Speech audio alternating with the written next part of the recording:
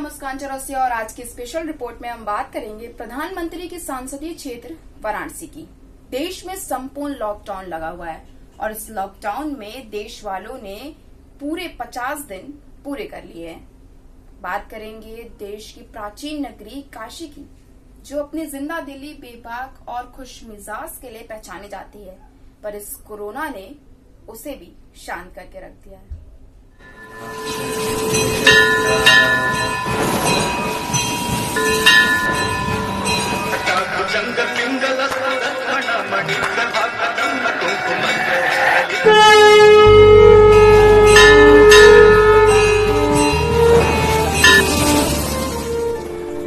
यह बनारस के वही घाट जहां गंगा आरती के लिए हर दिन लोगों की भीड़ सुबह शाम नजर आती थी, पर कोरोना ने घाटों को एकदम सूना कर दिया। हर रोज होने वाली मां गंगा की भव्य आरती भी कोरोना के कारण रुक सी गई है। अब बात करेंगे काशी की जनता पर कितना रहा कोरोना का असर, कितने पॉजिटिव केस आए, कितने लोग का इस वक्त इलाज चल रहा, कितने ठीक होकर घर चले गए और कितनों की कोरोना की वजह से मौत हो गई।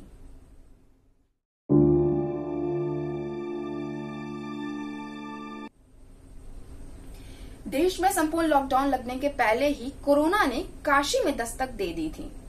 21 मार्च की रात को कोरोना का पहला पॉजिटिव केस सामने आया। वाराणसी के फूलपुर निवासी का ये व्यक्ति दिल्ली से वाराणसी आया था। तबीयत बिगड़ने के कारण जब बीएचयू के लैब में इसकी टेस्टिंग हुई तो इसमें कोरोना पॉजिटिव पाया गया। फिर देश में बढ़ते कोरोना संक्रमण के केसेस को देखते हुए 22 मार्च को पूरे देश में जनता कर्फ्यू का ऐलान हुआ। उसके बाद 24 मार्च को संपूर्ण देश में लॉकडाउन लगा दिया गया। पर काशी वासियों ने न सिर्फ इसका पालन किया बल्कि पूरी शिद्दत के साथ घंटा, घड़ियाल और थाली बजाया और साथ ही कोरोना योद्धाओं के लिए दीप भी जलाए। पर इन सब चीजों के साथ साथ वाराणसी में कोरोना के केस भी बढ़ते जा रहे थे। 28 मार्च को यहां पर कोरोना का दूसरा पॉजिटिव केस मिला और 5 अप्रैल तक इसकी संख्या बढ़कर 6 हो गई और उस दिन एक व्यक्ति की कोरोना से जंग में मौत हो गई। ये व्यक्ति 55 साल के थे, जिन्हें पहले से ही बीपी और डायबिटीज की शिकायत थी। बीएचयू में टेस्टिंग के दौरान इनमें कोरोना पॉजिटिव पाया गया, पर इलाज के दौरान इनकी मौत हो गई। जैसे जैसे दिन बीतते जा रहे हैं वैसे वैसे कोरोना के केसेस भी वाराणसी में बढ़ते नजर आ रहे हैं। वाराणसी के चीफ मेडिकल ऑफिसर डॉक्टर वीबी सिंह के अनुसार वाराणसी में कुल अब तक 2787 लोगों की सैंपल टेस्ट होने के लिए गई थी, जिनमें से लगभग 200 लोगों के अभी रिपोर्ट आने की इंतजार है। पर अब तक कुल जितने केसेस आए हैं जिनमें पॉजिटिव केस पाए गए हैं उनकी संख्या है 85, जिसमें 54 लोग इलाज कराकर अपने घर जा चुके हैं और कुल 30 लोगों की इस वक्त बीएचयू और पंडित दीनदयाल अस्पताल में उनका इलाज चल रहा है और इन सभी में एक व्यक्ति की मौत हो चुकी है।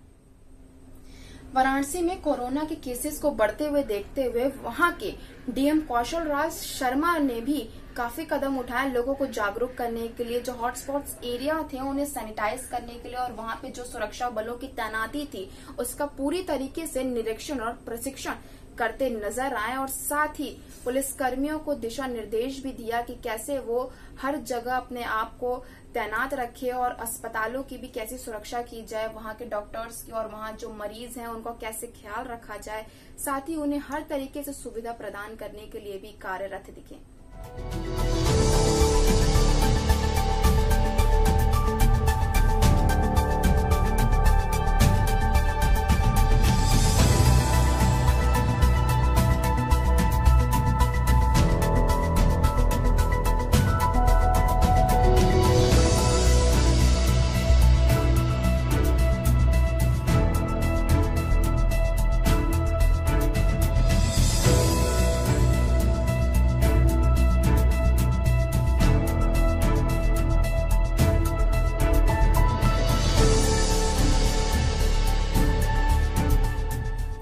बात करेंगे वाराणसी में कितने हॉटस्पॉट्स एरिया बनाए गए।